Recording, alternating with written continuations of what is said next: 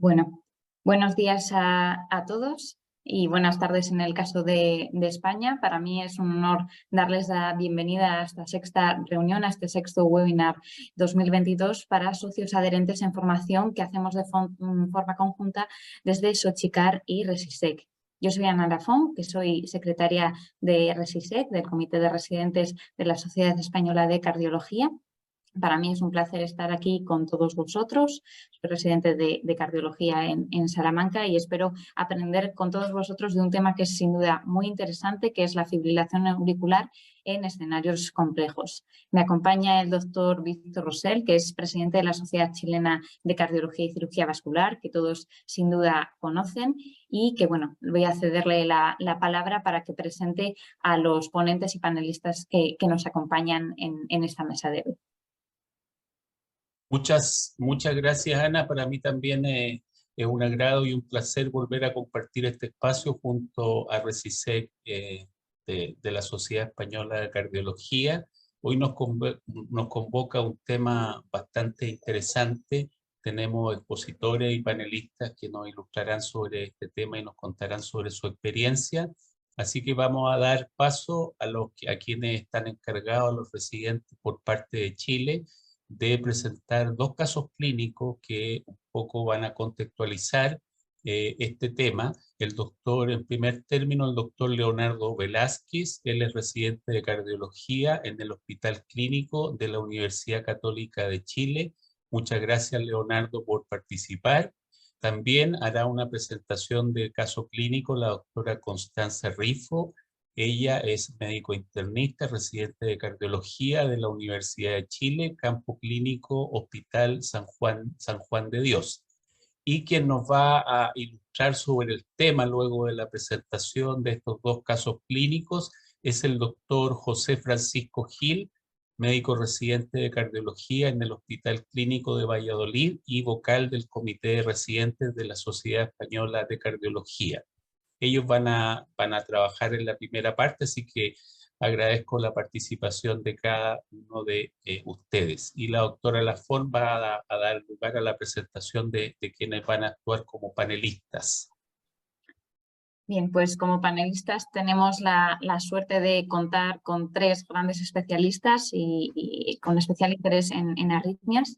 Desde España, agradecer personalmente la participación de la doctora Cristina Lozano Granero. Ella es electrofisióloga en el Hospital Ramón y Cajal de Madrid y aparte también es vocal de la sección de electrofisiología y arritmias del grupo de jóvenes cardiólogos de la Sociedad Española de Cardiología. Desde Chile nos acompaña el doctor Alex Wittner, que es cardiólogo y electrofisiólogo en el Hospital Clínico Pontificia Universidad Católica de Chile. Un placer, doctor, que nos acompañe. Y por último, el doctor Rubén Aguayo, que también es cardiólogo, arritmólogo en el Hospital San Juan de Dios, Universidad de Chile. Un placer, doctor. Y bueno, sin más dilación, yo creo que podemos dar paso a la presentación de los casos que comenzará el doctor Leonardo Velázquez. Cuando quieras, Leonardo, por favor.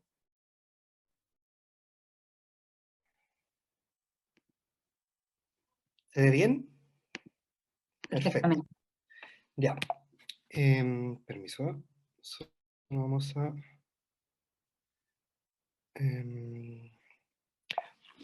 ahí está. Muy buenas tardes. Mi nombre es Leonardo Velázquez. Soy residente de cardiología, efectivamente, de la Pontificia Universidad Católica. Voy a proceder con el primer caso de nuestra institución. Se trata de una paciente adulto mayor de 84 años, que para contextualizar su patología, tenemos claro que en julio del 2019 tuvo una hospitalización por insuficiencia cardíaca, donde se diagnosticó una anemia ferropénica en el contexto de una patología gastrointestinal que vamos a mencionar a continuación, y un diagnóstico de una estenosis aórtica que en ese momento fue moderada.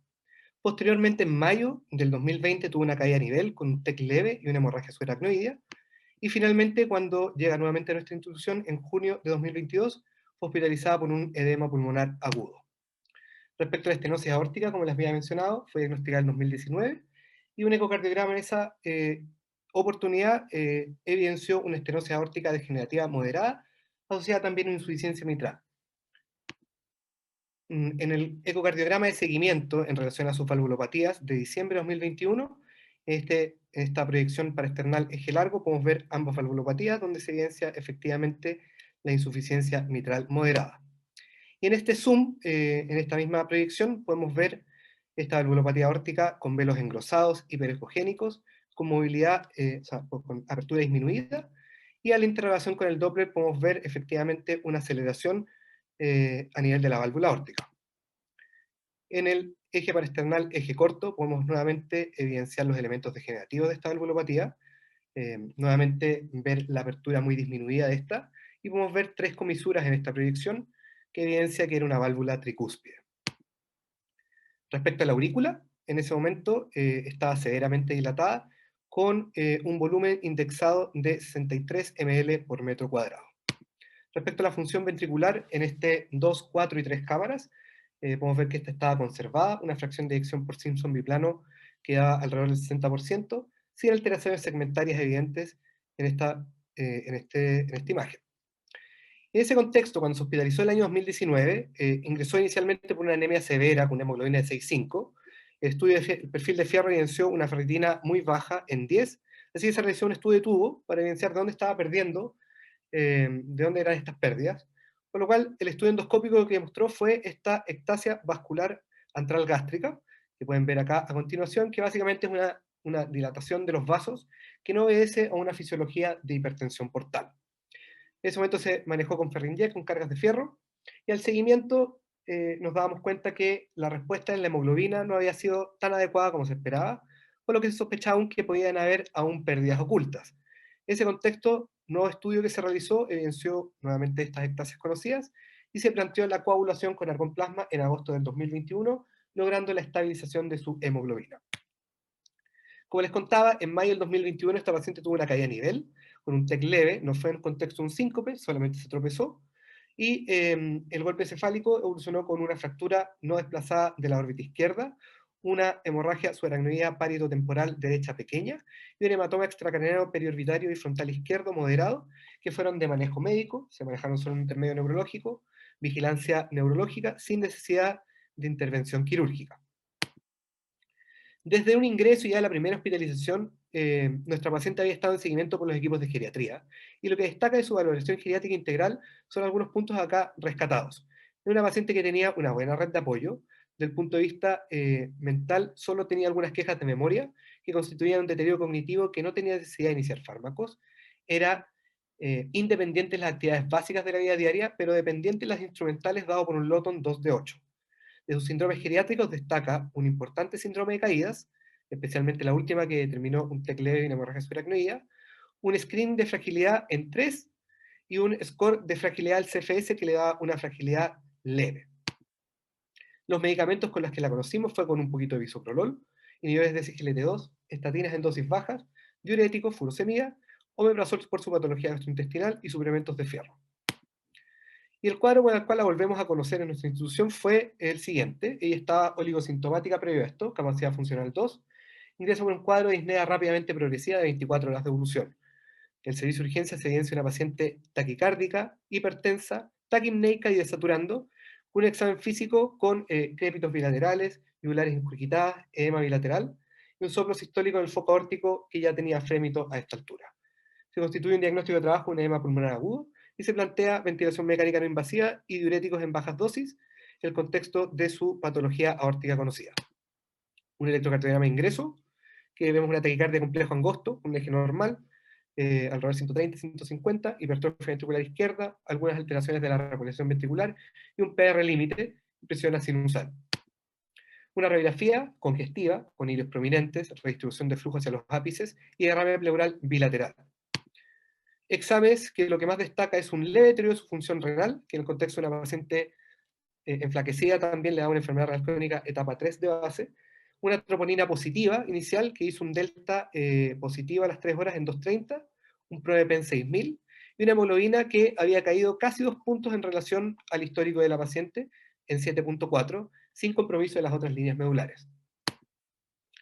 El estadía en su servicio de urgencia, la evaluación inicial de la unidad coronaria se hizo una ecoscopía que impresionaba que la estenosis aórtica era ahora severa, y presentó en la telemetría un episodio de un FA con respuesta ventricular rápida hasta 180 latidos por minuto. ingresó con los siguientes diagnósticos de un edema pulmonar agudo, una estenosis aórtica severa asintomática, una FA con respuesta ventricular rápida controlada en ese momento, y un infarto tipo 2, dado efectivamente por la FA rápida y por la anemia severa de relativo reciente diagnóstico, que podía efectivamente plantear este diagnóstico de mismatch entre oferta y demanda en el miocardio. Se hospitalizó en nuestra unidad coronaria, donde la paciente estuvo con ventilación invasiva y diuréticos de manera cautelosa. El contexto de la sospecha de cardiopatía coronaria y la alta, en el fondo, comorbilidad de la paciente, se inició monoantiagregación plaquetaria con aspirina y estatinas en altas dosis, y se difirió el inicio de anticoagulación hasta poder tener una mayor claridad de las patologías de base de la paciente y poder tener una evaluación conjunta con todos los especialistas involucrados. Durante la estadía en la unidad coronaria presentó episodios de FA, en telemetría paroxísticos, pero también episodios de flutter, de características típicas dadas por estas ondas F positivas en B1 y negativas en las derivadas inferiores, con un sinusal de base que, además de los cambios que ya habíamos descrito previamente, como la hipertrofia ventricular, destacaba un PR bien largo, cercano a 400 milisegundos. En ese contexto de la fibrilación auricular y el flutter, tiene esta paciente, para prevenir el riesgo embólico, tiene un chat-BAF de 4, con un Hasbled en 3, dado especialmente por la patología gastrointestinal, su edad y el eventual uso de antiagregantes o anticoagulantes a futuro. Se actualizó el ecocardiograma en esta situación, que se corroboraron las sospechas de la evaluación inicial, donde la valvulopatía aórtica había progresado, con un gradiente medio cercano a 41 y un área que había disminuido como 0.1 centímetros cuadrados en relación al último ecocardiograma, constituyendo estenosis aórtica severa. Así que en ese contexto de una paciente adulto mayor, frágil, con un importante síndrome de caídas, que incluso había determinado una hospitalización previa por un TEC y una hemorragia subaracnoidea, con las siguientes patologías de base: una estenosis aórtica severa sintomática, tanto por la insuficiencia cardíaca, una FA flutter con necesidad de anticoagulación para prevenir eventos embólicos, y una patología gastrointestinal que predispone a la paciente a sangrados y episodios de anemia severa sintomáticos que habían determinado en un pasado, incluso hospitalizaciones, en relación a los scores de riesgos para determinar cuál era el fondo, la mortalidad o la mortalidad de la paciente en relación a cirugía. Todos los scores de riesgo nos dieron el rango prohibitivo, especialmente el STS, cercano al 20%. Así que en ese contexto, en evaluación conjunta con el equipo de cardiología de nuestro centro, también discutido con la paciente y los gastroenterólogos, se definió en un mismo instante realizar una TAVI y un cierre de la orejuela. Así que aquí les presento las imágenes, estas proyecciones para mostrar la coronaria derecha. Podemos ver efectivamente que es una coronaria derecha no dominante, con una lesión acá en el tercio medio, cercana al 70% después de esa marginal. Proyecciones caudales para mostrar la circunfleja, que mostraba que este vaso era dominante, con calcificaciones proximales, y con una lesión proximal del 40% y tres ramos marginales de buen desarrollo. Y respecto a la DEA, en estas proyecciones más caudales podemos ver una estenosis en su tercio medio, con una dilatación postestenótica que se puede ver en esta proyección, y un tronco que tenía una lesión ostial del 30-40%. Básicamente tenía enfermedad de los vasos, ninguna de estas proximal. La ortografía, que mostraba efectivamente ausencia de insuficiencia aórtica, con las medidas necesarias para el implante de la válvula, que se definió una Sapiens número 26. En el procedimiento en sí, esta toma, en el fondo, esta proyección medio esofágica, podemos ver nuevamente la valvulopatía aórtica, la estenosis, y nuevamente estos elementos, estos velos engrosados hiperecogénicos con una apertura mínima. Nuevamente en esta proyección medio esofágica vamos a ver la orejuela, que efectivamente se ve que está libre de trombos en este examen. Y posterior a eso se procedió a la punción transeptal, el aspecto posterior inferior del septum interauricular, con aguja de radiofrecuencia. Como pueden ustedes ver acá, esta fue una punción exitosa, y posterior a ello, a través de ese defecto realizado, se procedió a pasar la guía por la cual iba a ser llevado el sistema de delivery posteriormente para el cierre de la orejuela. En relación a al procedimiento de la TAVI, podemos ver acá, luego del marcapaseo rápido, cómo vamos inflando el balón, y también en esta toma del ecocardiograma transesofágico podemos ver de la misma manera cómo se infla el balón para dejar la prótesis Sapiens in situ. Y Ahí va. Ahí se infló. Posterior al implante de la válvula, pueden ver acá en la ortografía que nos observa insuficiencia aórtica, y en la evaluación con el Doppler, al interrogar, podemos ver que tenía una mínima insuficiencia perivalvular que no era significativa. Se procedió nuevamente con un catéter Pictel centimetrado a inyectarlo a la orejuela izquierda, como pueden ver en estas proyecciones, y después de eso ya tenemos acá el sistema delivery que lleva el dispositivo Amulet número 25. Se está inyectando contraste, con lo que ustedes pueden ver que no se contrasta la orejuela, y podemos ver en la imagen ecográfica la posición del dispositivo in situ sin fugas. Nuevamente la última toma de la fluoroscopía para poder apreciar en el fondo ambos dispositivos en posición. En ese sentido, la paciente fue trasladada en el postoperatorio inmediato a la unidad coronaria. El electrocardiograma mantenía el mismo PR, el QR se mantuvo angosto, y ante el uso de heparina durante el procedimiento se decidió nuevamente realizar un control endoscópico para evaluar cómo estaba la patología gastrointestinal, que tenía algunas erosiones pequeñas efectivamente. En ese sentido, ante la presencia aún, y que no iba a desaparecer, de estas ectasias, y para dar un mayor perfil de seguridad a la paciente, se realizó nuevamente una coagulación con argón-plasma. La evolución de ella fue favorable. Se decidió al alta que la paciente iba a ser dada de alta solo con clopidogrel, con un ecocardiograma de control que mostraba una prótesis normofuncionante con ligera insuficiencia periprotésica, y el dispositivo en la orejuela in situ sin evidencia de complicación.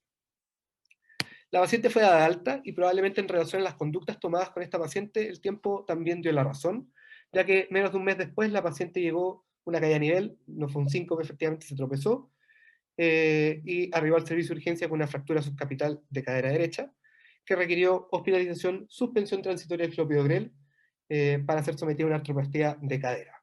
En ese sentido, se rotó a rivaroxaban para prevenir eventos tromboembólicos, y luego de un mes fue nuevamente reanudado el clopidogrel una vez suspendido el rivaroxaban. Así que eso es lo que les tengo el día de hoy como presentación de caso para introducir el tema el día de hoy. Muchas gracias. Gracias, Leonardo, por su presentación. Bueno, y de acuerdo al plan establecido al comienzo de esta reunión, ahora le corresponde a Constanza presentar el caso clínico, el segundo. Comparto pantalla.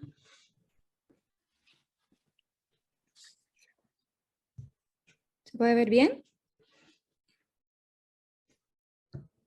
Se ve bien, compártalo en modo de pantalla, sí, porque todavía no está la diapo completa.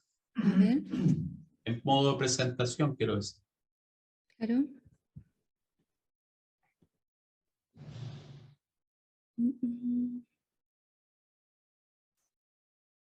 Ahí como...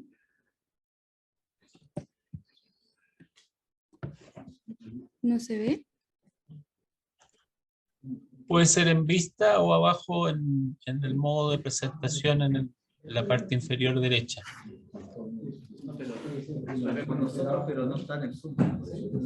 A ver.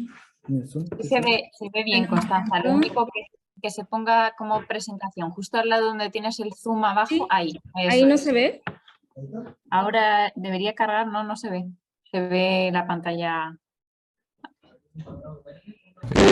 Estoy compartiendo el PowerPoint normal, por lo tanto tiene que ir al botón verde nuevamente de compartir pantalla y compartir el modo. No sé si me escucha, creo que no. Sí, lo escucho bien.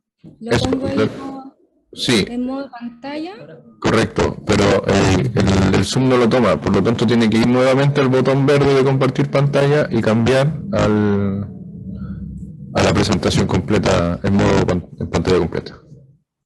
No sé si me explico. ¿Dónde están los controles flotantes de Zoom? Es que no se ve. A ver.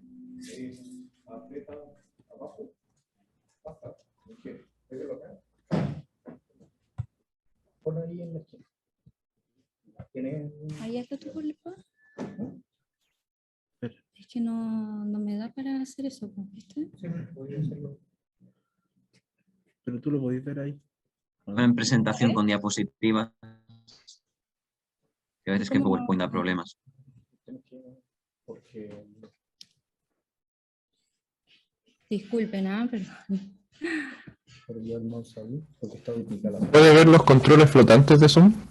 ¿Los ve? ¿Los botones? Le puse. Está duplicada, pero estás viendo la pantalla al revés. Entonces,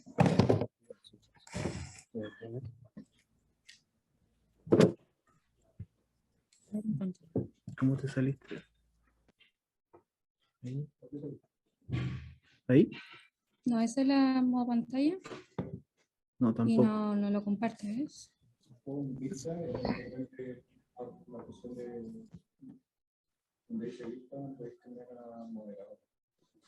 En el Zoom.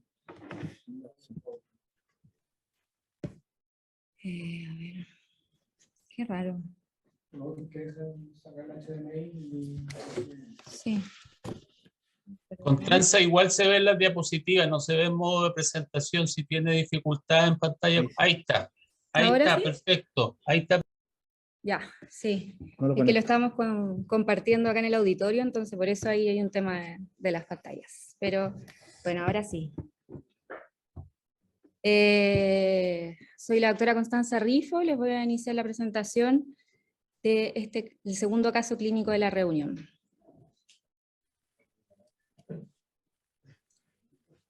Este caso, bueno, fue realizado en un paciente que consultó acá en el Hospital San Juan de Dios.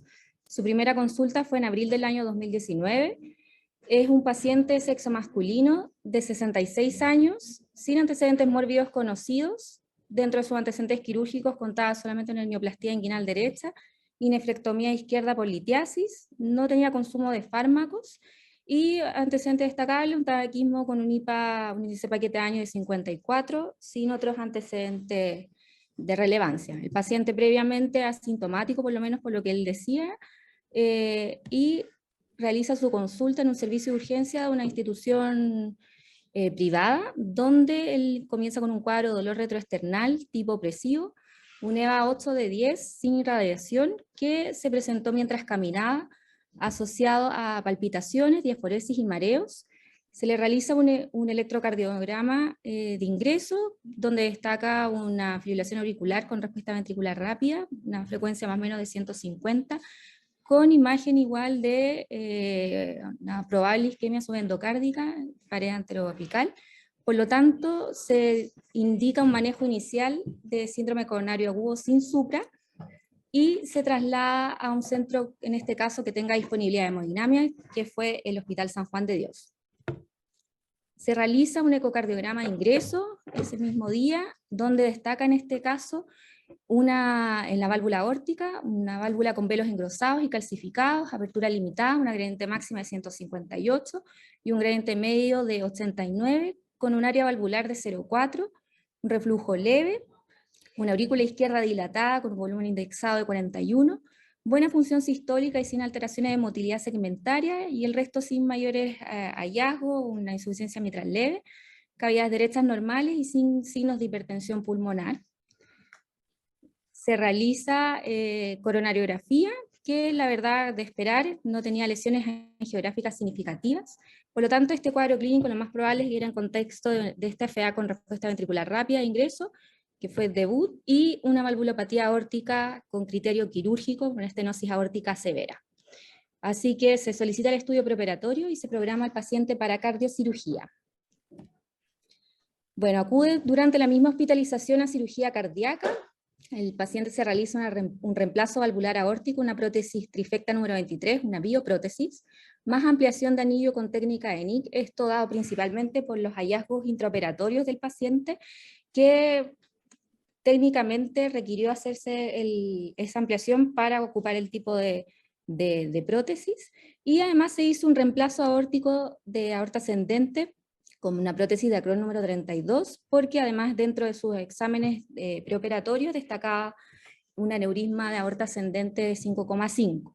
Fue una cirugía bastante larga, de 149 y un clamp de 113 minutos.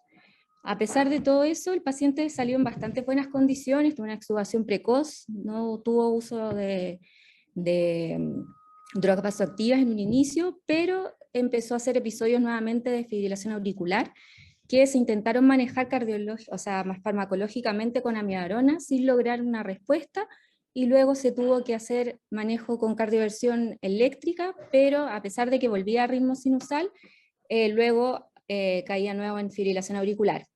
Por lo tanto, se calculó su CHA2-VASc, en ese momento era de 2 puntos, un Hasbled de 3 puntos, y también calculamos el score Garfield a 2 años, que mostraba una mortalidad 5% sin anticoagulación, un riesgo ACV de 2,4% y de sangrado de 0,7%, por lo tanto tenía indicación de anticoagulación, y se inició traslape con acenocumarol, que es el fármaco que tenemos disponible acá en el Hospital San Juan de Dios.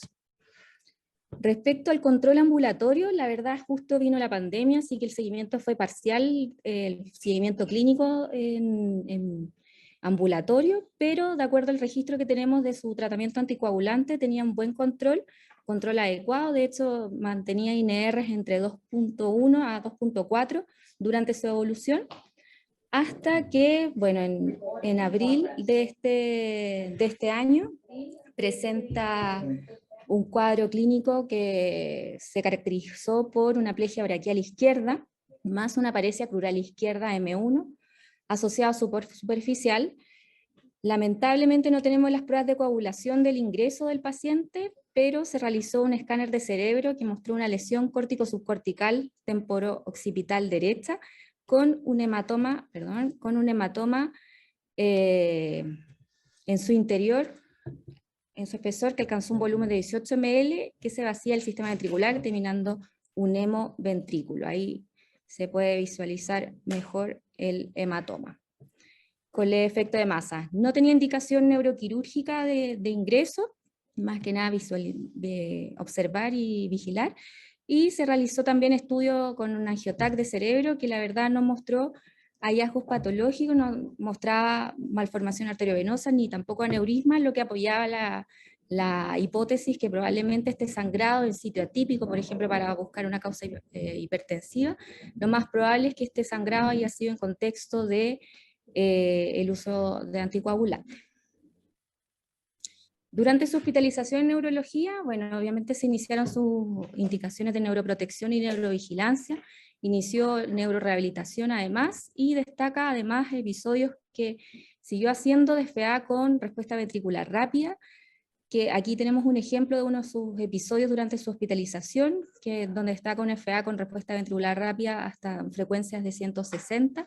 Se intentó hacer cardioversión eléctrica en esta ocasión, logrando un ritmo sinusal post cardioversión eléctrica, pero el paciente retornaba rápidamente a su ritmo de FA.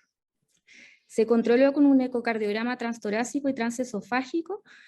En ese mismo mes, la verdad, destacaba una buena función sistólica, un reflujo mitral leve, dilatación auricular izquierda, leve también. Se fue a revisar la prótesis, que ya tenía sus 2 años de antigüedad, que la verdad mostraba un buen funcionamiento, una prótesis biológica en posición aórtica, con un gradiente de máximo de 11, que estaba dentro de rango para el tipo de prótesis. Se realizó además imágenes de orejuela, la que destacaba estar libre de trombos, y se llevó el paciente a reunión clínica. Es un paciente por el antecedente neurológico que tiene contraindicación formal de cualquier tipo de anticoagulación, por lo tanto se indicó el cierre de orejuela percutáneo. Así que se presenta este caso al equipo de hemodinamia estructural del Hospital San Juan de Dios. Se le realiza obviamente un estudio más acabado de la orejuela previo al procedimiento. Ahí lo importante es visualizar obviamente que no tenga trombos dentro de la orejuela y caracterizar el tamaño y la forma de la orejuela para encontrar el mejor dispositivo para el posterior cierre. El paciente siguió con su rehabilitación y en agosto de este año se realiza el cierre de orejuela percutáneo. Ahí, como bien explicó el colega previamente, se realiza primero una punción transeptal y luego se inyecta medio contraste para poder visualizar la orejuela y realizar las medidas Todo esto guiado por ecografía intracardíaca. Así que, bueno, se realiza el posicionamiento del dispositivo.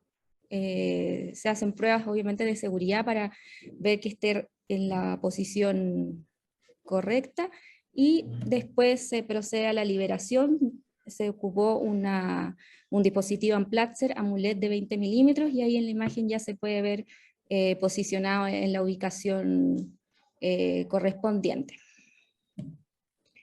Post procedimiento, el paciente, la verdad, evolucionó en buenas condiciones. Se realizó una ecoscopía previa al alta que no mostró complicaciones, la verdad, y es un paciente que se pudo egresar a las 48 horas.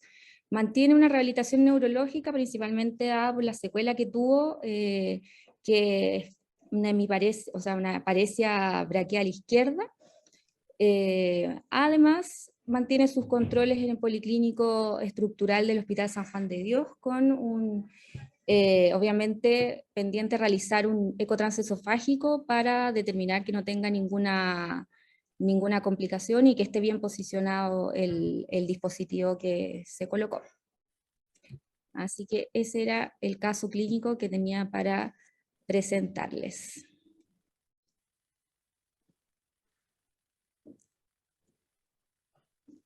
Bueno, muchísimas gracias, Constanza, por tu caso clínico. La verdad es que ha sido muy interesante y luego seguramente tengamos muchas preguntas que hacer en el debate. Y bueno, para finalizar la parte de la exposición, voy a dar paso al doctor José Francisco Gil, que ya hemos comentado en la introducción, que es residente de cardiología en el Hospital Universitario de Valladolid, en España, y que nos va a hacer una revisión sobre algunos de los escenarios complejos que tenemos en los pacientes con fibrilación auricular. Cuando quieras, José. Gracias, Ana. ¿Me confirmas que se ve, por favor? Se ve perfectamente. Vale. Bueno, pues como ha dicho Ana, soy José Francisco Gil Fernández, residente de cuarto año de cardiología del Hospital Clínico Universitario de Valladolid, y también soy miembro de RESISEC aquí en España. Y bueno, en primer lugar, agradecer a Xochitl por la invitación a esta reunión, y también felicitar a los dos compañeros que han explicado sus casos. Pretendo hacer una revisión de algunos escenarios complejos. Espero no extenderme demasiado, pero bueno, espero que os guste. He dividido la presentación en una pequeña introducción y luego nos vamos a centrar un poco en cardiopatía isquémica, el paciente anciano, enfermedad renal crónica avanzada y más allá de la anticoagulación. ¿Vale? Empezando, todos sabemos que la fibrilación auricular es la arritmia más frecuente del mundo, predominantemente en los países mejor económicamente, digamos, y que esta prevalencia va a ir en aumento conforme aumenta la edad de los pacientes y como va a ir pasando conforme aumenta la esperanza de vida en el futuro. Además, esta arritmia es asociada pues, a un incremento de la muerte, ictus, disfunción ventricular, deterioro cognitivo, hospitalizaciones y depresión, con una alta tasa de pérdidas de dinero. De hecho, si este es un atlas del mal control de la anticoagulación que se hizo en 2021, con el aval de varias sociedades españolas, entre ellas la Sociedad Española de Cardiología, cómo estaba el control de anticoagulación en España, y la prevalencia de fibrilación auricular no valvular era de 1 millón de personas aproximadamente, de los cuales 572.000 estaban con antivitamina K y el 48% estaban mal anticoagulados. Y ese mal control de anticoagulación pues, se asocia a un incremento del 67% en la tasa de ictus, 75% de hemorragias y un 77% en muertes. Entonces, ¿qué nos dicen las guías? En este caso, la europea. Bueno, las guías nos hablan de que hay que plantear la fibrilación auricular centrándonos en las 4 S, ¿no? Primero, el riesgo del ictus que tiene, el evento isquémico que tenga el paciente, la sintomatología, cómo tiene la carga de fibrilación auricular y luego, sobre todo, también las comorbilidades y el sustrato que genera la fibrilación auricular y para trabajar en ellas. Para hacer al final un manejo integrado del paciente, ¿no? Centrado en el paciente y optimizado sobre todo la prevención del ictus. Entonces, ya conocemos todas las escalas que utilizamos principalmente. Una es la del CHAS-BAS, que es la que nos va a decir si tenemos que anticoagular o no al paciente. Y claro, se ha asociado tanto a riesgo hemorrágico, al riesgo isquémico y riesgo hemorrágico, pues una serie de factores algunos de ellos modificables, podemos trabajar con ellos, y de hecho la escala más famosa de sangrado es la del Hasbled, que por supuesto no te dice que no tengas que anticoagular a una paciente, sino que te habla de factores en los que podemos trabajar los clínicos para intentar disminuir el riesgo de sangrado. Todo ello haciendo un balance entre prevenir el ictus, pero también cuidado porque los pacientes sangran. Este es un cronograma de la evolución de los tratamientos que ha habido de la fibrilación auricular a lo largo de todo este tiempo en cuanto, digamos, al riesgo embólico, ¿no? Estos son los años en los que se publicaban los estudios de cada fármaco, y también vemos lo del Amulet y lo del Watchman, que luego hablaremos un poquitín de ellos. Este metaanálisis de los primeros publicados, que fue de los primeros en demostrar pues, que los anticoagulantes, en este concreto los antivitamina K, pues disminuían el riesgo de eventos isquémicos, de eventos embólicos. Posteriormente se publicó el otro metaanálisis que comparaba los anticoagulantes de acción directa versus los antivitamina K, inicialmente demostrando que no eran inferiores y posteriormente pues, viendo que incluso tenían resultados mejores en cuanto a eventos hemorrágicos.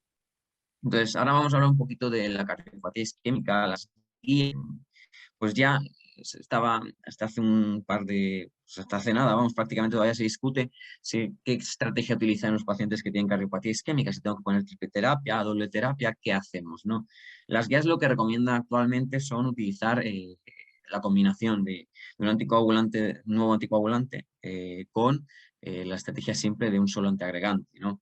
Inicialmente sí que podemos iniciar la triple terapia, pero lo que recomiendan es cesar en torno a la semana o al alta la aspirina, ¿vale? Y de hecho también la guía que salió en 2020 de síndrome sin elevación del ST, también europea, pues abogaba, según valorando riesgo-beneficio del sangrado y del evento isquémico, pues la doble terapia, es decir, el anticoagulante de acción directa con la terapia antiagregante simple, concretamente principalmente clopidogrel. ¿Y en qué se apoyan los estudios? Pues no sé si se verá, espero que sí, porque a mí me sale lo del Zoom. Pero bueno, principalmente los estudios de los que se hablan, pues son los 4 que veis aquí, ¿de acuerdo? Estos son los estudios pivotales que comparaban los nuevos anticoagulantes, el rivaroxaban, el de la Vigatran, el apixaban y el edoxaban. Principalmente destacar que el que comparaba realmente la doble terapia, es decir, anticoagulante, con la terapia simple del P2 y 12, es este, porque sí que comparaba la antivitamina K y con el antiagregante, y el apixaban con el antiagregante. El resto, lo que principalmente comparaba la antivitamina K con doble antiagregación a mayores. Entonces, en lo que dice la guía, en lo que se apoya la guía, son 2 metaanálisis que pues, comparan con estos estudios pivotales, comparan los resultados, y efectivamente, si compara la doble estrategia frente a la triple terapia, pues sí que el riesgo es menor significativamente de sangrado mayor, aunque nos hablan de que sí que tiene riesgo de la trombosis del stem, ligeramente. Y cuando compara el VK con los anticoagulantes de acción directa, pues sí que da el beneficio a los anticoagulantes de acción directa. El otro metaanálisis son similares resultados, apoyando que la estrategia de la doble terapia pues va a prevenir los sangrados, pero teniendo en cuenta también que la trombosis del stent también sale significativo, en este caso, a favor de la terapia. Entonces, si ahora hablamos del paciente anciano, pues sabemos que la fibrilación auricular aumenta con la edad. De hecho, en Estados Unidos casi el 50% de los pacientes con fibrilación auricular tiene más de 75 años. Pero el paciente anciano va más allá de la edad. Es un paciente que tiene multimorbilidad, está con mucha medicación, tiene quedas frecuentes, la fragilidad que tiene, incluso demencia. Y todo esto, pues hay que destacar que son estudios limitados. Y aparte de esto se nos surge la duda de si con ello pues, hay efectividad y seguridad en este tipo de pacientes. De hecho, se estima que el 50% de estos pacientes no están anticoagulados y que encima la proporción, conforme aumenta la edad, va disminuyendo cuando deberían estarlo. No solo eso, sino que están infrarrepresentados en estudios, no se cuentan en los estudios, y aparte de eso, pues hemos visto a veces, me imagino también en vuestra práctica clínica, pacientes que tenían dosis reducida de los anticoagulantes de acción directa sin estar indicadas, están infradosificadas. Entonces, lo que nos dicen los estudios que al respecto es, teme el riesgo, teme la isquemia, el riesgo isquémico, el evento embólico y no tanto el sangrado. ¿Por qué? Bueno, pues aquí este metaanálisis que elaboró el grupo de Grimond-Prez, bueno, utiliza varios ensayos clínicos, aparte también lo une con estudios de cohortes, se centran en pacientes mayores de 75 años, aunque luego por los estudios que eliminan, no cogen tanto a pacientes mayores de 80 años, pero bueno, valoran el riesgo de ictus y lo que van viendo es que pues efectivamente el riesgo es menor cuando utilizamos la estrategia de los anticoagulantes directos a favor de los anticoagulantes directos, también significativamente a favor de todas las causas de muerte los anticoagulantes directos, pero podemos observar que el grado de heterogeneidad de los estudios es bastante alto, porque al final, bueno, pues se juntan diversos estudios de cohortes y diversos ensayos clínicos. También el riesgo de sangrado pues, es mejor en los pacientes que tienen los anticoagulantes de acción directa, y el sangrado intestinal pues, no es significativo, a favor de los antivitamina K. De hecho, lo que deberíamos hacer es seguir la estrategia de cuándo disminuir realmente los anticoagulantes, según la función renal que tenga o según también la edad que tengan los pacientes, dependiendo del anticoagulante de acción directa que vayamos a utilizar. Y siempre siguiendo estos modelos, no por el riesgo. De hecho, una cosa que tenemos miedo es el riesgo absoluto de sangrado con las caídas. Fíjense el número total que tiene que caerse un paciente para no tener beneficio de tomar, en este caso, una antivitamina K. Son muchísimas caídas anuales para no superar el beneficio que le aportan. Los estudios observacionales que se han ido realizando ven que no es inferior. De hecho, hay efectividad y seguridad en los anticoagulantes de acción directa. Y el beneficio no parece tener un límite claro. Incluso en pacientes nonagenarios se estima que hay más beneficio que discontinuar el propio fármaco, siempre teniendo en cuenta en la mente que hay que valorar a cada paciente, eso por supuesto.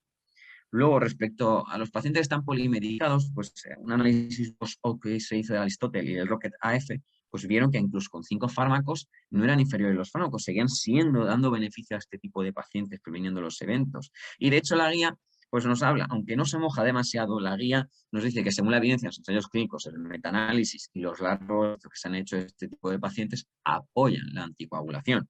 Siempre ten en cuenta, como digo, un abordaje multidisciplinar. Pues, a los pacientes mayores pues, que tienen cierto deterioro cognitivo, pues pastilleros para guiar más o menos la terapia, que no se olviden de ninguna pastilla, ejercicios de fuerza que van a prevenir las caídas y, por supuesto, una vigilancia, un seguimiento y revisión del tratamiento que están tomando para ver si realmente esos tratamientos son necesarios o no, y con ello también actuar sobre el riesgo hemorrágico que puedan tener. Si nos centramos ahora en la fibrilación auricular y la enfermedad renal avanzada, bueno, sabemos que en prácticamente el 15-20% de los pacientes con enfermedad renal crónica tienen fibrilación auricular, y se estima que un tercio de los pacientes en diálisis tienen fibrilación auricular. No solo eso, sino que la fibrilación auricular acelera la progresión de la enfermedad renal crónica con el aumento del riesgo tanto isquémico como hemorrágico que llevan, y se estima que aumenta el 7% de evento embólico cerebral por cada 110 mililitros por minuto del filtrado glomerular que tiene el paciente. Todo esto se debe principalmente pues, a unas alteraciones que se generan tanto en la triada de Virchow, pues, favoreciendo un estado protrombótico, y también alteraciones en las plaquetas y en las interacciones que realizan con la pared para favorecer también la hemorragia. Está claro que los nuevos anticoagulantes en disfunción moderada renal pues sí que están aprobados. Pero claro, ¿qué pasa con los pacientes que tenemos enfermedad renal avanzada? Pues estamos poniendo siempre los antivitamina K, porque los datos son muy limitados, incluso en pacientes con diálisis no hay suficiente estudio, no hay suficiente evidencia. Aunque lo que aportan los resultados es que los nuevos anticoagulantes de acción directa probablemente son seguros y eficaces en este tipo de paciente, no olvidando tampoco que está descrita la nefropatía por warfarina. De hecho, por ejemplo, aquí vamos a ver en un análisis que se hizo del RELAI, el Abigatran, que valoraba cómo iba disminuyendo la función renal y cómo afectaba a esto. La warfarina, el tratamiento con warfarina disminuía más la función renal que el tratamiento con dabigatran. Este otro estudio, valorando el Rocket Atrial Fibrillation, valoraba cómo actuaba el rivaroxaban versus la warfarina. Y efectivamente, si disminuía la filtrado glomerular en torno al 20%, pues no había diferencias en el riesgo de sangrado al final. Pero, ¿qué pasaba si disminuía el filtrado glomerular un 20% más?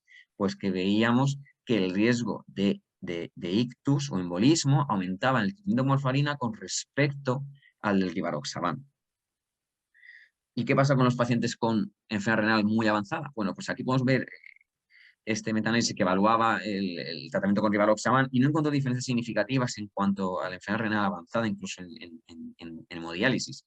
Y este otro lo valoraba con respecto a la apixaban y sí que se veía que incluso los sangrados mayores eran menores en el grupo de la apixaban con respecto al de la warfarina. Siempre en cuenta que la dosis que reducía esto era la dosis de 5 miligramos, no la de 2,5. Y si ya más allá de la anticoagulación, ¿qué tenemos? Bueno, sabemos que los principales trombos que se generan es en la orejuela izquierda. ¿Qué se desarrolló? Pues como han hablado los compañeros, dispositivos para cerrar la orejuela y evitando con ello pues, eventos embólicos en pacientes que tienen pues, problemas con la anticoagulación. Uno de ellos es el PROTECT-AF Trial, que es un ensayo multicéntrico, 707 pacientes, los aleatorizan a Watchman y a warfarina en 2:1 y le hacen un seguimiento a 2 años. Valoraron 2 objetivos primarios, el de la eficacia y el de seguridad con respecto a sangrado mayor y complicaciones periprocedimiento. Sí que se vio que el endpoint primario de eficacia pues, era no inferior, incluso era superior el dispositivo y era no inferior en cuanto al dispositivo, en cuanto al endpoint primario de seguridad. Pero el problema se lo encontraron los autores cuando vieron que inicialmente tenían muchos problemas, principalmente, sobre todo por el derrame pericárdico severo. Posteriormente, en el Prevail Trial, volvieron a analizarlo, otro estudio, que en este caso también demostró la no inferioridad del dispositivo con respecto al ictus y embolia sistémica a partir de los 7 días tras el dispositivo, pero en este caso se encontró que había menor número de complicaciones periprocedimiento que en el PROTECT, probablemente porque los operadores habían mejorado la técnica del implante del dispositivo. Luego, posteriormente, un metaanálisis que analizaba estos 2 estudios de los que hemos hablado, pues encontró que la protección era similar para el ictus, había menor tasa de ictus hemorrágico y de hemorragias mayores y había menor tasa de mortalidad cardiovascular y de todas las causas de mortalidad. Pero hemos hablado todo el rato de la warfarina, de los antivitamina K, pero ¿qué pasa con los anticoagulantes de acción directa? ¿Qué tenemos a la mano?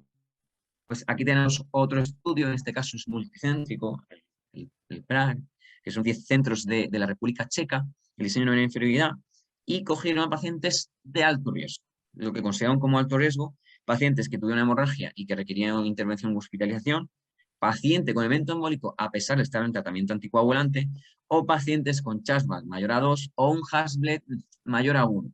Y el objetivo primario pues, fue un combinado de ictus, embolia, sangrado relevante, muerte cardiovascular y complicación periprocedimiento relevante. Fueron 402 pacientes, se aleatorizaron, se hizo un seguimiento en torno a los 2 años aproximadamente. Este estudio sigue todavía en pie y siguen dando resultados a día de hoy.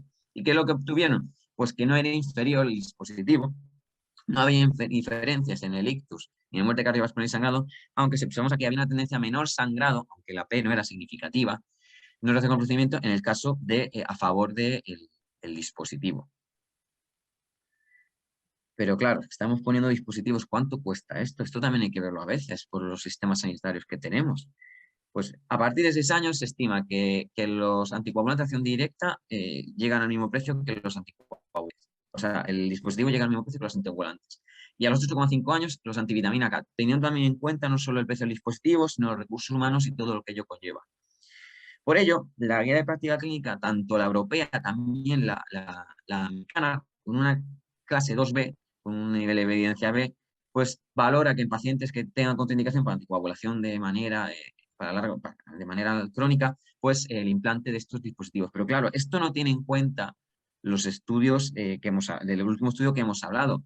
Esa es la principal limitación. Habrá que ver si en el futuro la comparación que se realiza con los nuevos anticoagulantes orales y ver si hay mejores resultados con respecto a ello.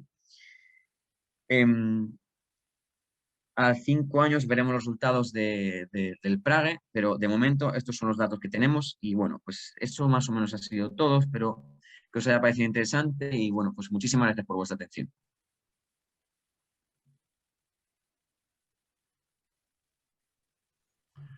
Gracias José Francisco por la completa revisión acerca de la fibrilación auricular en escenarios complejos y por ambas presentaciones, la de Constanza y la de Leonardo.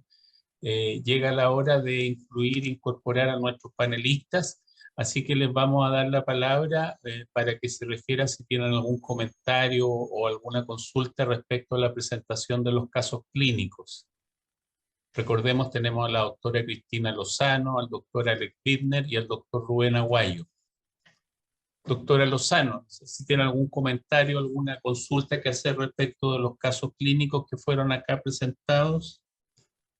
Sí, buenas tardes a todos. En primer lugar, bueno, felicitar a los ponentes porque la verdad es que los casos han sido pues, espectacularmente expuestos y con muchísima iconografía. La verdad es que se puede aprender mucho de ellos. Y bueno, yo como comentario, iba un poco a tirar piedras sobre nuestro propio tejado, ¿no? Porque bueno, ambos casos eran pacientes muy diferentes, pero terminaban con el cierre percutáneo de la orejuela. Y mi pregunta o mi comentario sería si verdaderamente, digamos, esta era la terapia más indicada en el momento en el que se realizó, ¿no? En el caso de Leonardo, se trataba de una paciente muy anciana que tenía principalmente pues, 2 escenarios que contraindicaban o que podían hacernos dudar acerca del inicio de la anticoagulación, ¿no? Por un lado era el tema de las caídas, ¿no? Una anciana frágil. Y pues como ya ha comentado muy bien José Francisco en su exposición, tenemos incluso evidencia científica que nos dice que las caídas no deberían ser motivo de no iniciar anticoagulación, ¿no? Ya que el paciente debería caerse casi hasta 300 veces para que no compensara iniciar anticoagulación. Es verdad que justo en este caso tenemos una anciana que ya ha tenido una hemorragia por una caída, ¿no? O sea que digamos que habría que matizar ese bajo riesgo, entre comillas, que probablemente en esta paciente no sea tan bajo. Y luego el otro escenario que nos hacía dudar acerca de iniciar anticoagulación, pues era esa anemización, ¿verdad? Y ese sangrado digestivo. Mi duda a este respecto sería, no sé si lo he... si lo he percibido bien en la exposición, bueno, se hablaba de un posible sangrado digestivo alto, ¿no? En unas lesiones que se habían visualizado en la panendoscopia.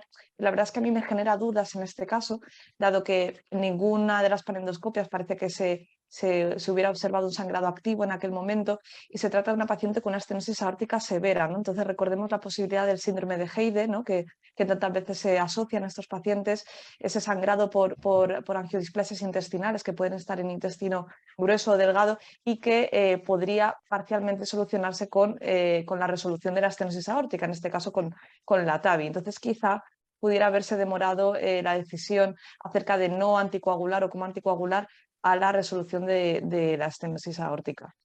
Y bueno, en el caso también de nuestra compañera Constanza, que también ha estado perfectamente ilustrado, pues de nuevo se recurre a esta terapia, ¿no? A cierre de la orejuela, en este caso en un escenario pues menos dudoso, ¿no? En este caso un paciente ya joven con un sangrado intracraneal, pero bueno, se ha mencionado acerca de la contraindicación absoluta y es verdad que sería una contraindicación matizable, ¿no? Es un paciente que ha tenido un evento de sangrado intracraneal y siempre nos da mucho miedo iniciar anticoagulación en estos pacientes, pero pasadas las 4 semanas del evento habría que verdaderamente valorar cuál es el riesgo de que este paciente vuelva a sangrar, porque la mayoría de estos pacientes se siguen beneficiando de una prevención de los eventos tromboembólicos. Y pues bueno, hay algunos criterios de neuroimagen, ¿no? Como la presencia de microsangrados, que si son múltiples, pues sí que nos apoyan a no querer iniciar anticoagulación de nuevo, o si hubiéramos observado, que parece que no fue el caso, pues algún proceso intercurrente, ¿no? Una emergencia hipertensiva o alguna cosa corregible que nos apoyará de nuevo más hacia anticoagular que hacia realizar un cierre. Pero bueno, me parece que son cuestiones o matices opinables, pero me parece que los casos han sido espectaculares y están, desde luego, nos pueden hacer aprender mucho. No sé qué opinan mis compañeros panelistas. Démosle la palabra ahí a Leonardo y a Alex y después a Constanza por los comentarios que ha hecho la doctora Lozano. Doctora Lozano, sí, muy interesante los comentarios, ¿no? Muy completa el análisis de los casos. Me gustaría también partir felicitando a los participantes aquí con los casos y la revisión, que si bien sucinta, bastante completa de diferentes escenarios, cosa que es bien difícil de lograr. Así que el doctor Gil también felicitaciones por su revisión. Curiosamente, digamos, los dos casos terminan en una oclusión de la orejuela, ¿cierto? Que es una terapia que la verdad en nuestro medio es relativamente excepcional. Pese a que nos enfrentamos muchas veces a escenarios complejos en fibrilación auricular, y aquí claramente lo han logrado, digamos, han seleccionado casos complejos, ¿ya? Muchas veces termina con otra solución, que no es el cierre de la orejuela izquierda. Con todas las consideraciones que nos hizo la doctora Lozano, yo tiendo a pensar que estos son dos excepciones y que la indicación está correcta. En el caso de Leonardo, si bien no hay una contraindicación absoluta formal al uso de anticoagulantes orales, se van sumando diferentes elementos que subjetivamente y en el caso individual uno tiende a pensar que el riesgo de anticoagularla es relativamente alto, y que teniendo la disponibilidad del cierre de orejuela parece ser una buena candidata y que el riesgo de ese procedimiento puede ser menor, teniendo un equipo experimentado que va a tener una baja tasa de complicaciones durante el procedimiento. En el seguimiento, en mi opinión, ese riesgo puede ser menor cerrando la orejuela que dándole anticoagulante oral a esta señora de 84 años. Y en el caso del paciente de 66 años que nos presentó Constanza, tiene razón la doctora de que es necesario tratar de entender por qué fue esta hemorragia, en qué contexto ocurre, cuál es la probabilidad de recurrencia futura para decidir si puede o no volver a ser anticoagulado. Es decir, el hecho de que ella tenía una hemorragia intracraneana no condiciona necesariamente la decisión de nunca más anticoagularlo. Reforzar lo que había mostrado el doctor Gil en una revisión de un metaanálisis, ¿cierto? Es una publicación de Rafset de 2014 en Lancet, que nos muestra que analizando los resultados de los estudios aleatorizados de los nuevos anticoagulantes orales versus la warfarina, la principal ventaja de los nuevos anticoagulantes orales es la reducción de la hemorragia intracraneana.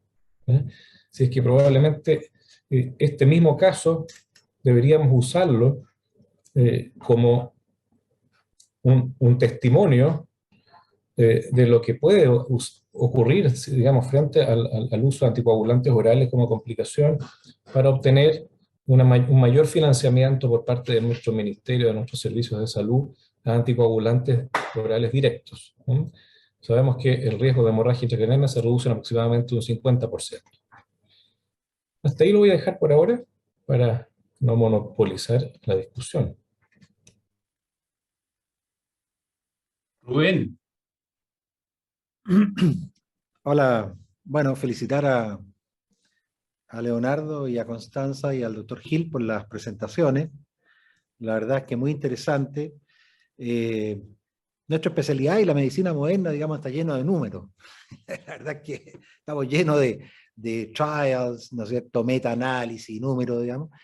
Y la verdad es que cuesta, digamos, uno retiene los números, digamos, pero finalmente, digamos, uno se va quedando con las ideas generales, digamos.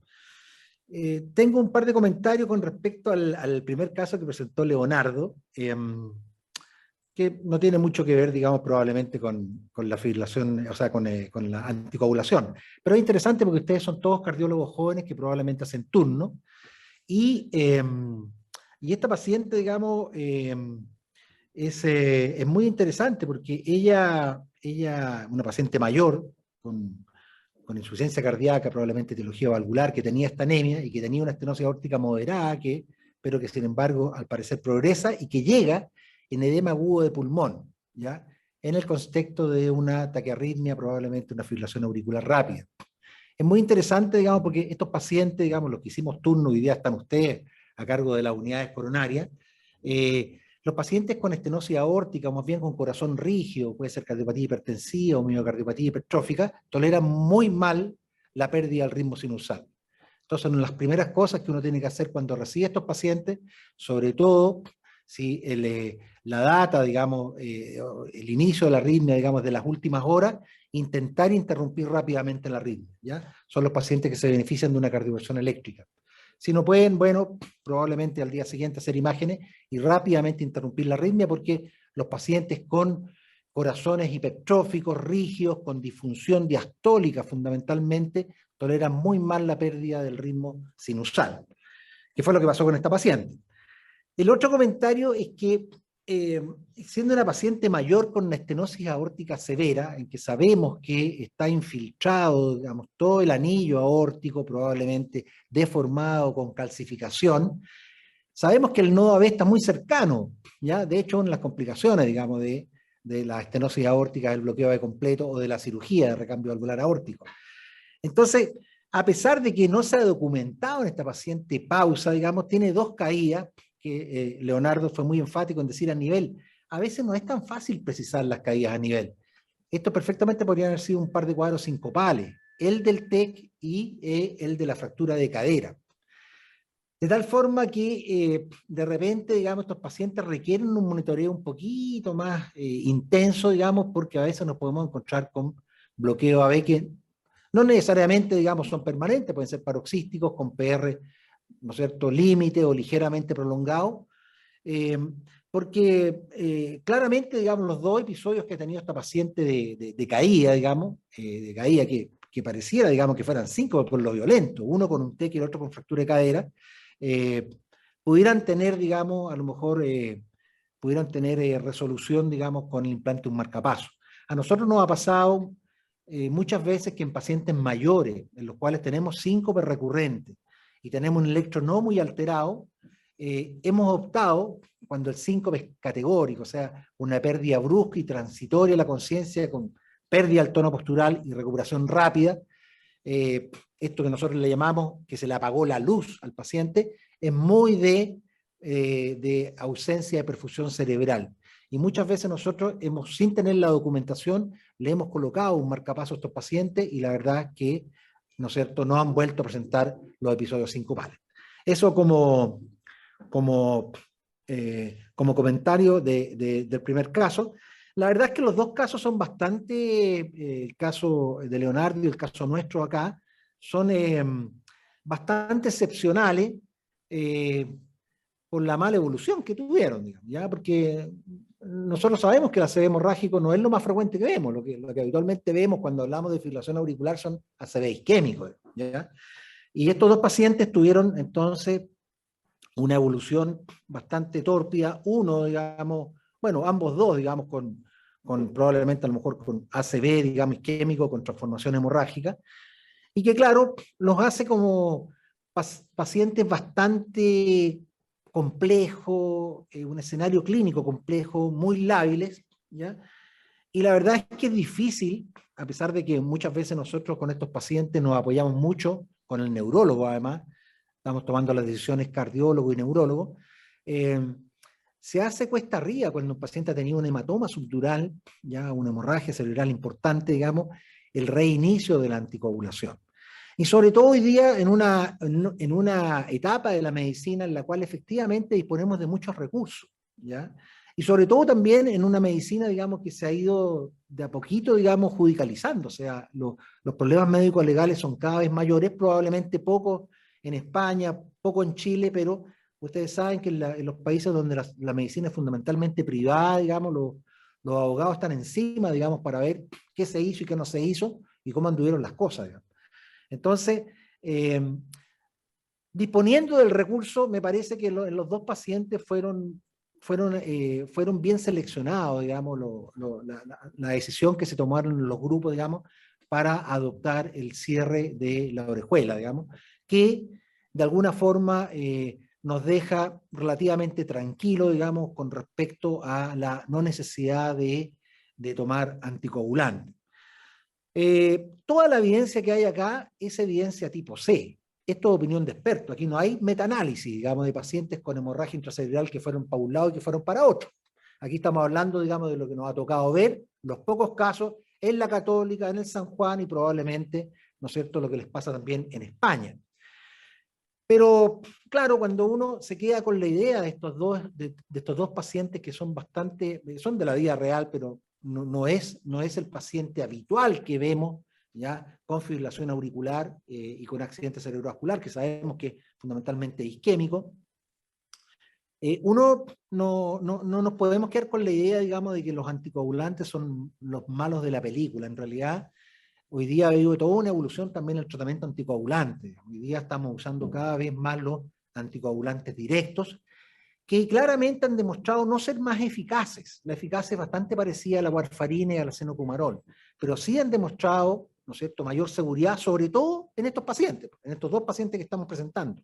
O sea, en definitiva, digamos, pacientes con el mensaje, ¿cuál sería? Pacientes con fibrilación auricular y mayores de 80 años, yo creo que fibrilación auricular no valvular, el mensaje sería tratar de preferir entonces los anticoagulantes directos, en los cuales hemos demostrado los estudios de prácticamente todos, digamos, dabigatran, rivaroxaban, apixaban y edoxaban, han demostrado claramente ser similar en cuanto a eficacia, pero ser mucho más seguro en cuanto al riesgo más importante que es la hemorragia intracerebral. No ha sido así con la hemorragia digestiva, pero nosotros sabemos que el acceso al tubo digestivo, digamos, es más fácil, digamos, y claramente es mucho menos problemático que la hemorragia intracerebral. Entonces, yo me quedaría también, rescataría la frase que comentaba nuestro colega español, que decía, fear the clot, not the bleed, ¿ya? Efectivamente, en cualquier escenario, ¿ya?, de Hasbled y de Chat-Bas va a ser mejor anticoagular al paciente que no anticoagular.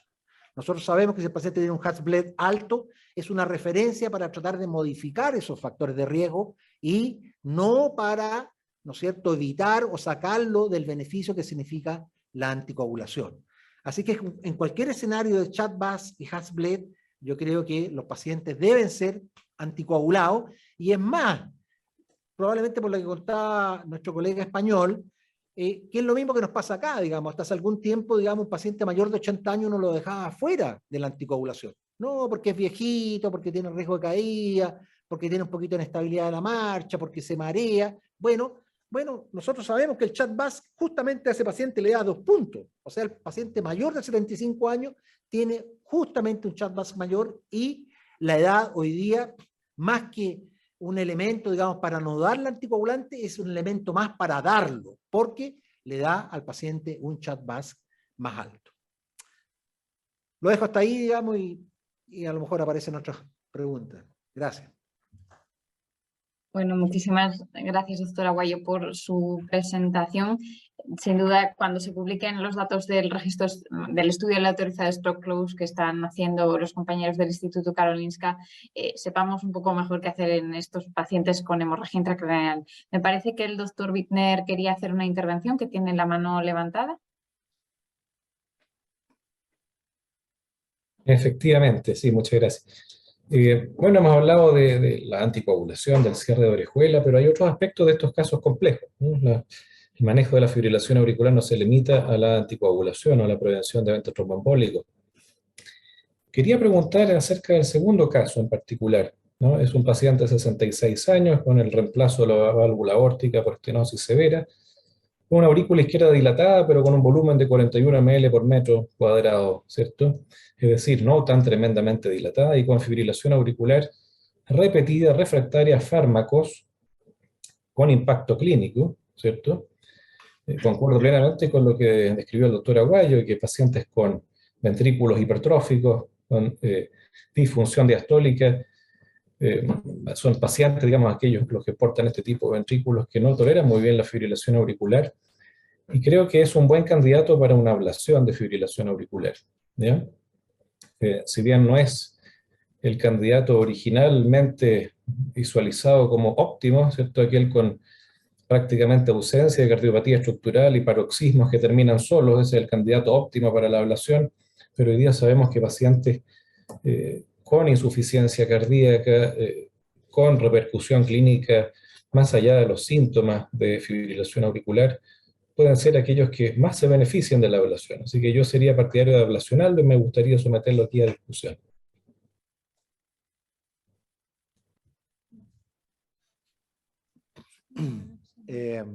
Doctora Lozano.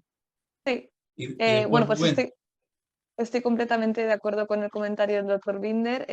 Sí, efectivamente, nos hemos limitado a hablar de la anticoagulación, pero es verdad que son pacientes que quizá se beneficiarían de una estrategia de control de ritmo. En ambos casos, ¿no?, han tenido descompensaciones de sus enfermedades de base a causa de la fibrilación auricular. Y como bien comentaba él, pues es un paciente que no es el candidato ideal.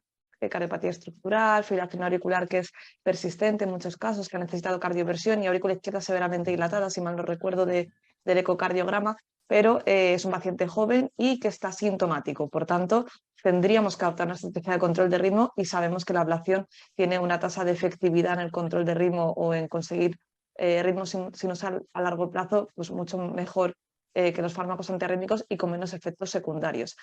Quizás sea un paciente que pues podría beneficiarse de un procedimiento de aislamiento de venas pulmonares. Se podría valorar si hay algo adicional que podamos aportarle, porque probablemente sea una aurícula pues, severamente dilatada, con atriopatía auricular. Y hay otras estrategias que se pueden añadir que están muy discutidas, ¿no?, y que todavía no han demostrado un beneficio incremental, ¿no?, la ablación de la pared posterior o de buscar zonas de mantenimiento de la arritmia, ¿no?, tipo rotor. Pero efectivamente sería un paciente candidato a ablación.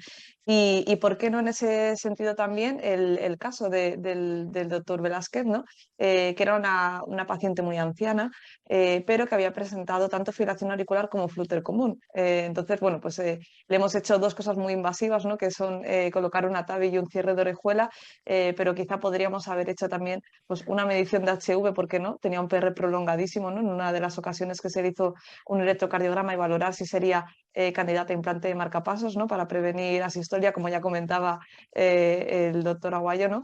Y a lo mejor también pues, una ablación de istmo, que es un procedimiento poco invasivo que no requiere de un abordaje transeptal, pues podría haber sido un procedimiento que podría haberse realizado en esta paciente. Quería también comentar sobre el tema de la discusión anterior, que estoy completamente de acuerdo con mis compañeros, y que bueno, pues el hecho de que estos procedimientos hayan acabado en cierre de orejuela no nos debe hacer denostar la anticoagulación, ¿no? Si mal no recuerdo, el primer caso finalmente acaba con rivaroxaban, ¿no?, que habría que haber visto si hubiera sido un tratamiento también posible en lugar de cierre de orejuela, y el segundo caso pues quizás se podría haber beneficiado de anticoagulantes a la irrigación directa antes de haber probado cenocumarol, pero bueno, eso ya es ciencia ficción o historia ficción, pero eso, quería romper una lanza a favor de la anticoagulación.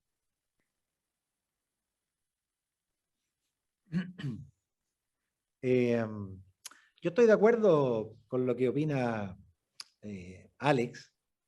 Si bien es cierto, es una paciente que no tiene mucha cardiopatía estructural, no es menos cierto que tiene una estenosis aórtica severa, ¿ya?, una aurícula que está ligeramente aumentada, probablemente datos más finos desde el punto de vista tisular, ¿ya?, y de la fibrosis, no los daría, digamos, una resonancia, ¿ya? Y lo digo ¿por qué? Porque en general yo creo que tampoco es un paciente que le entusiasmaría mucho a Alex si le mandáramos a la paciente con todo lo que se ha hecho. En general, y Alex, digamos, se dedica al tema, digamos, es uno de los buenos ablacionadores de FA que tenemos acá en Chile, ¿ya? Pero en general, cuando son pacientes, digamos, de la mediana edad, una paciente con una estenosis aórtica severa, que tiene un recambio valvular aórtico, que ya tiene un tubo en la aorta ascendente por un aneurisma, yo creo que son cosas que uno le va agregando, y yo creo que si se la mando a Alex va a decir, no, ¿sabe qué? Vamos, dejémosla con amidarona, digamos, y ahí le vamos a mantener su ritmo sinusal, le vamos a dejar tranquilita, porque, claro, efectivamente el dato que nos da la eco, yo creo que para el tema de la ablación, sobre todo en un paciente que está ahí, ¿no es cierto?, a mitad de camino, digamos, que no es ni paroxístico ni permanente, sino que está ahí en el persistente, que es la gran mayoría de los pacientes con fibrilación auricular, es un paciente, digamos, con un background de factores de riesgo muy heterogéneo, ¿ya? Entonces, lo más probable es que este paciente, digamos, la eco está subvalorando, ¿ya?, algún grado de cardiopatía estructural, porque tiene un reemplazo valvular aórtico y tiene un reemplazo de la aorta ascendente. O sea, es un paciente que ya está bastante intervenido.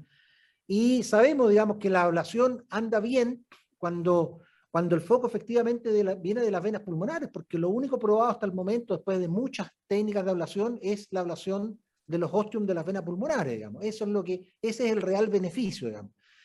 Y eso significa, digamos, o presupone, digamos, que el foco viene, ¿no es cierto?, de las venas pulmonares y que la aurícula en sí, digamos, está indemne, digamos, no tiene remodelado eléctrico, no tiene remodelado, ¿no es cierto?, estructural o tisular, digamos. Es cierto que también hoy día cada vez la ablación se ha ido moviendo a pacientes que ya tienen factores de riesgo y que tienen algún grado de cardiopatía estructural. De hecho, hay estudios, digamos, importantes, digamos, en pacientes con FA y con insuficiencia cardíaca. ¿Y cómo mejora entonces, no solamente en la clínica, sino que el remodelado reverso con la ablación? Estoy de acuerdo, digamos, que es una posibilidad abierta, pero en general es una paciente que una buena primera, digamos, con esos antecedentes no es la primera candidata. Probablemente hay muchos otros pacientes que están en la lista antes de lo que estaría esta paciente.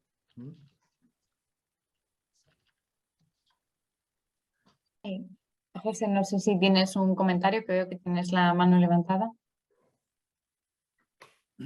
Sí, es en relación a lo que ha comentado Cristina, porque me ha llamado la atención eso, que le han dado de alta al paciente con rivaroxaban, y los estudios efectivamente le daban de alta con o doble antiagregación o con anticoagulación, y es una de las críticas que tienen los estudios estos, porque claro, si supuestamente lo estás poniendo para evitar anticoagulación y las de alta con anticoagulación es un poco discrepante, ¿no? Lo que quería preguntar es sobre todo a Constanza, porque no sé si no me he enterado bien, ¿le disteis de alta con anticoagulación, con doble antiagregación simple? ¿Qué estrategia tuviste? ¿O no le disteis de alta con nada, por saber principalmente?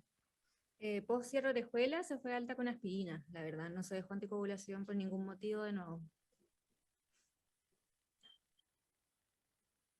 Creo que Leo debiera explicar eso del rivaroxaban, porque yo no conocía a esta paciente de antes, pero lo que entendí es que quedó con profilaxis para trombosis venosa profunda posterior a la fractura de cadera y el reemplazo de la cadera, en forma transitoria, hasta rehabilitarse motoramente y volver al clopidogrel. ¿Es correcto, Leo?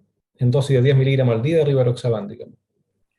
Sí, efectivamente, el caso que estaban mencionando antes, se traspapelaron los casos. Efectivamente, esta paciente, luego de la fractura de cadera, quedó con rivaroxaban para prevención de eventos tromboembólicos. Luego de eso volvió a clopidogrel, con lo que está hasta el momento. No se han cumplido efectivamente los 3 meses desde el procedimiento. Pero sí, efectivamente era en el fondo no con indicación de anticoagulación, era solo como profilaxis de TDP y tromboembolismo pulmonar. Y recogiendo un poco lo que habían comentado en relación a algunas de las preguntas que se han hecho en relación al caso, hay harta información que probablemente uno no pone por los tiempos. En relación a la sospecha, efectivamente, a la patología gastrointestinal y la estenosis aórtica, en el fondo, cuando empezó esta paciente con esta anemia ferropénica, se hizo un estudio endoscópico amplio, en el fondo endoscopía, colonoscopía, nuevamente se repitió la endoscopía, después incluso con estudio de cápsula, en el fondo porque no se había evidenciado efectivamente el sangrado, y se attribuyó que efectivamente era el microsangrado de estas ectasias lo que está determinando la anemia ferropénica. Recogiendo un poco lo que dice el doctor Aguayo, yo creo que efectivamente en estos pacientes es difícil saber si la caída a nivel fue un tropiezo o no. Si la paciente se te queda y tiene amnesia retrógrada o anterógrada, va a ser difícil preguntarle los antecedentes puntuales, a menos que haya habido alguien con ella, que no fue la situación. En relación al tema del implante Valcavaso, se planteó, se discutió, y quedó en el fondo con controles ambulatorios a alta, realizándose un holter en el fondo que se realizó a la semana después del alta, y no se ha vuelto a repetir porque después se hospitalizó por la fractura de cadera. Pero es algo que quedó efectivamente dando vuelta. Y yo creo que quizás lo interesante también con todos estos casos que acabamos de ver, efectivamente hay números de evidencia,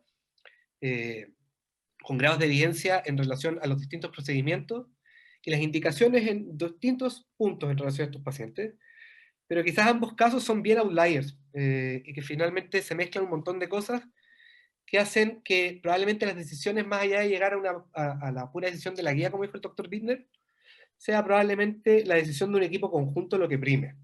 En esta paciente le teníamos mucho miedo efectivamente al sangrado gastrointestinal, las ectasias eran grandes.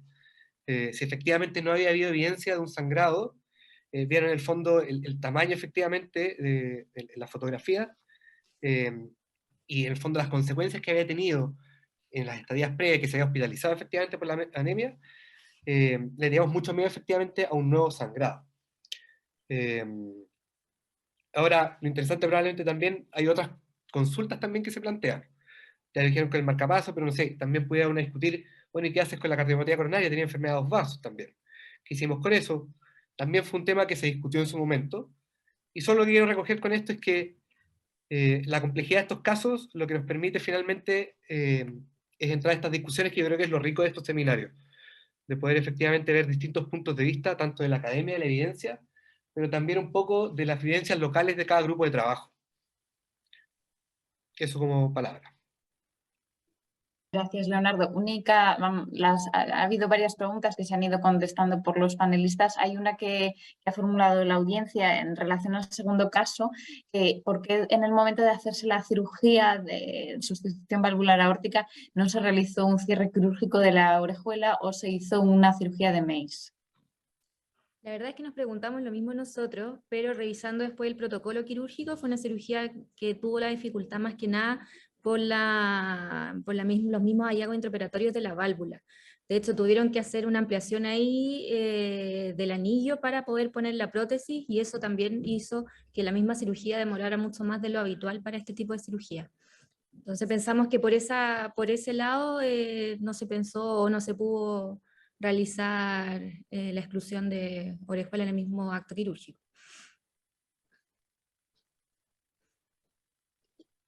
Bueno, ha estado bastante interesante la discusión de los casos, la presentación, ha habido bastante interacción con el público, con los asistentes. Siempre me gusta como estas reuniones están destinadas fundamentalmente a un auditorio de residentes, médicos que están en formación en los programas de cardiología. Siempre me gusta pedirle algunos mensajes finales a los panelistas desde su experiencia de años ya de ver pacientes o digamos, enfrentar escenarios complejos. Así que yo le daría la palabra a los panelistas, a la doctora Lozano, a Alex y a Rubén, para algunos mensajes finales en relación con el tema que nos convocó hoy día, que era la fibrilación auricular en los escenarios complejos. Bueno, yo si tuviera que poner un broche a los casos presentados y a la sesión de hoy, bueno, pues son casos complejos, entonces las decisiones van a ser también difíciles de tomar, y lo principal es pues recoger la mayor evidencia, como se ha hecho en estos dos casos también presentados, para intentar pues bueno, hacer la indicación correcta.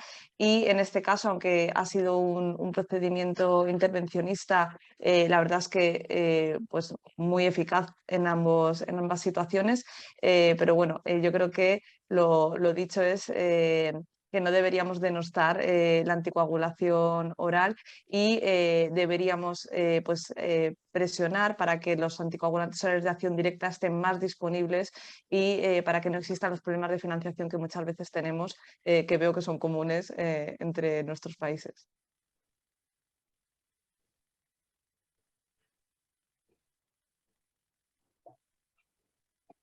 Bueno, mis mensajes van a ser similares a lo de la doctora Lozano, en el sentido de que el trabajo multidisciplinario, el análisis de un paciente crítico, grave o complejo, entre múltiples actores, creo que puede llegar a la mejor solución para ese paciente.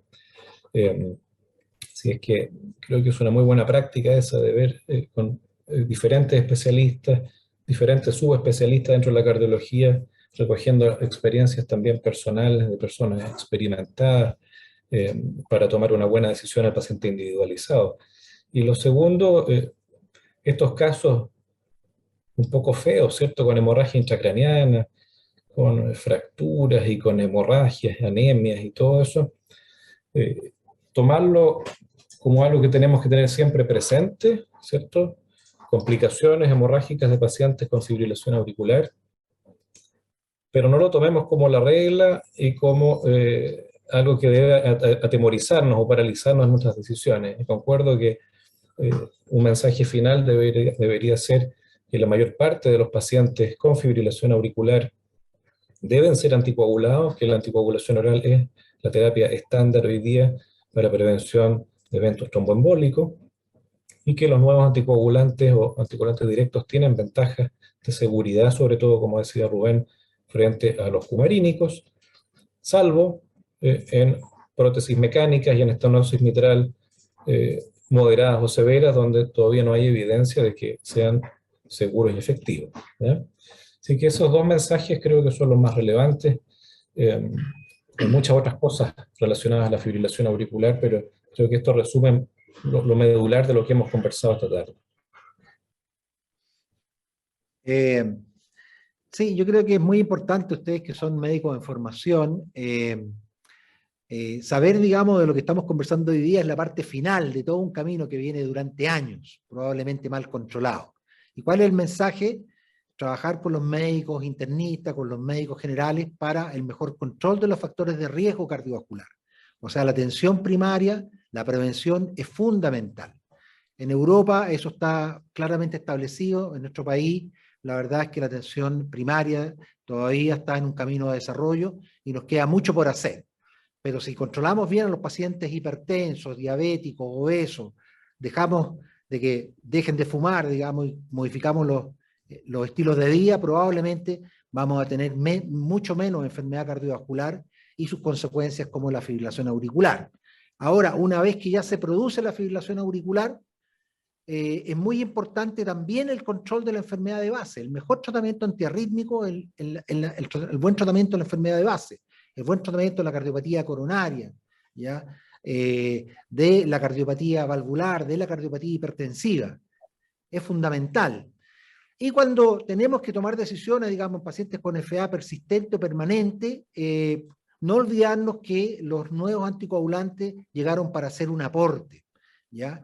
En tanto lo que comentaba nuestro colega en España, y lo que pasa acá en Chile, no más del 50% del tiempo los pacientes están con INR terapéutico. O sea, es una moneda al aire. 50% del tiempo están protegidos y 50% están vulnerables.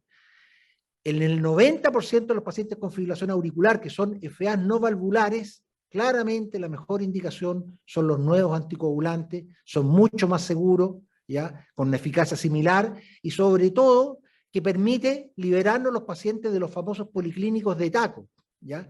En los cuales los pacientes con warfarina, con acenocumarol, tienen que venir una vez al mes a hacer los controles de sangre. Los pacientes con DOAC pueden hacer una vida absolutamente normal. Así es que yo creo que hoy día están apareciendo ya los genéricos de DOAC, lo que probablemente va a permitir que tengamos la disponibilidad económica, digamos, de buenas drogas para beneficiar probablemente a la gran mayoría de pacientes con fibrilación auricular, que son pacientes con FA no valvular. Bueno, muchísimas gracias a los panelistas. Yo creo que los mensajes nos han quedado muy claros.